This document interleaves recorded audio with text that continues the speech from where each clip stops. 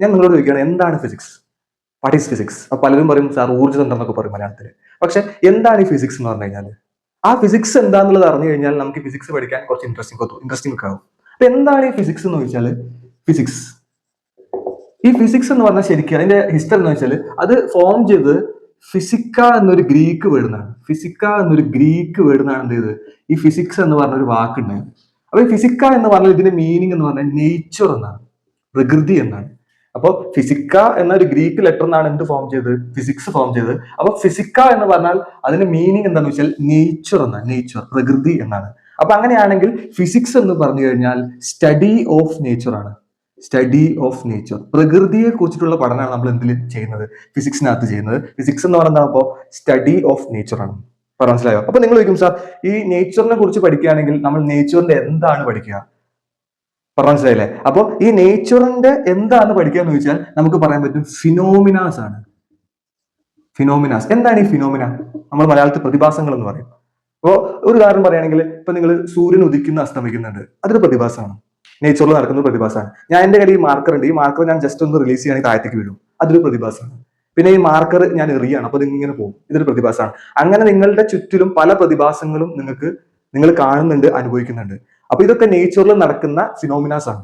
അപ്പൊ ഈ ഫിനോമിനാസിനെ കുറിച്ച് പഠിക്കുകയാണെങ്കിൽ നമ്മൾ നേച്ചറിനെ കുറിച്ച് പഠിക്കുക എന്നുള്ള. അപ്പൊ ഫിസിക്സ് പഠിക്കുക എന്ന് പറഞ്ഞു കഴിഞ്ഞാൽ പ്രകൃതിയിൽ നടക്കുന്ന ഫിനോമിനാസിനെ കുറിച്ച് പഠിക്കാനാണ്. അപ്പൊ ഈ ഫിനോമിനാസിനെ കുറിച്ച് പഠിക്കണമെങ്കിൽ നമ്മൾ എന്തുണ്ടാക്കണം? ആദ്യം ഈ അപ്പൊ ഒരു പ്രതിഭാസം നമ്മൾ കാണണം, എന്നിട്ട് ആ പ്രതിഭാസത്തെ കണ്ടുകൊണ്ട് നമ്മൾ എന്തുണ്ടാക്കും? ആ പ്രതിഭാസവുമായി ബന്ധപ്പെട്ടുള്ള ലോസ് ഉണ്ടാക്കും, നിയമങ്ങൾ ഉണ്ടാക്കും.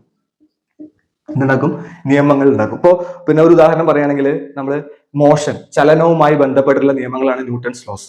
First law, second law, third law ഒക്കെ നിങ്ങൾക്ക് അറിയാം. അപ്പൊ ചലനം എന്ന് പറഞ്ഞ ഒരു പ്രതിഭാസം, ആ പ്രതിഭാസത്തെ പ്രകൃതിയിൽ നടക്കുന്ന പ്രതിഭാസത്തെ പിന്നെ മനസ്സിലാക്കാൻ വേണ്ടിയിട്ടാണ് ന്യൂട്ടൺ എന്ന് പറഞ്ഞ ഒരു സയന്റിസ്റ്റ് ഉണ്ടാക്കിയത്, നമ്മളെ ന്യൂട്ടൺസ് ലോസ് ഉണ്ടാക്കിയത്. മനസ്സിലാവുന്നുണ്ടോ? അപ്പോൾ പ്രതിഭാസങ്ങളെ നമ്മൾ മനസ്സിലാക്കണമെങ്കിൽ നമ്മൾ എന്തുണ്ടാക്കണം? ആ പ്രതിഭാസങ്ങളുമായി നമ്മൾ ഒബ്സർവ് ചെയ്തിട്ട് ആ പ്രതിഭാസങ്ങളുമായി ബന്ധപ്പെട്ടുള്ള നിയമങ്ങൾ ഉണ്ടാക്കണം. ക്ലിയർ അല്ലേ? അപ്പൊ ഈ നിയമങ്ങൾ എനിക്ക് എങ്ങനെ മനസ്സിലാക്കാൻ പറ്റും? ഈ നിയമങ്ങളെ മനസ്സിലാക്കണമെങ്കിൽ എനിക്കൊരു ലാംഗ്വേജിന്റെ ആവശ്യമുണ്ട്. ലാംഗ്വേജ് ഒരു ഭാഷ ആവശ്യമുണ്ട്. കാരണം പ്രകൃതിയിലുള്ള പ്രതിഭാസങ്ങളെ നിയമങ്ങളാക്കി പഠിക്കണമെങ്കിൽ എനിക്ക് ആ നിയമങ്ങളെ മനസ്സിലാക്കാൻ വേണ്ടിയിട്ട് എന്തുണ്ടാകണം? ഒരു ലാംഗ്വേജിന്റെ ആവശ്യമുണ്ട്.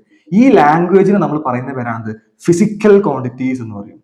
ഫിസിക്കൽ ക്വാണ്ടിറ്റീസ് മനസ്സിലാവുന്നുണ്ടോ? പ്രകൃതിയിൽ നടക്കുന്ന പ്രതിഭാസങ്ങളെ മനസ്സിലാക്കാൻ വേണ്ടിയിട്ട് നമ്മൾക്ക് എന്ത് വേണം? ലോസ് വേണം. ആ ലോസ് നമ്മൾ ഉണ്ടാക്കണമെങ്കിൽ ഒരു ഭാഷ നമുക്ക് ആവശ്യമുണ്ട്, ലാംഗ്വേജ് നമുക്ക് ആവശ്യമുണ്ട് ലോസ് ഉണ്ടാക്കണമെങ്കിൽ. ആ ലാംഗ്വേജിന് നമ്മൾ പറയുന്ന പേരാണെന്ത്? Physical quantities.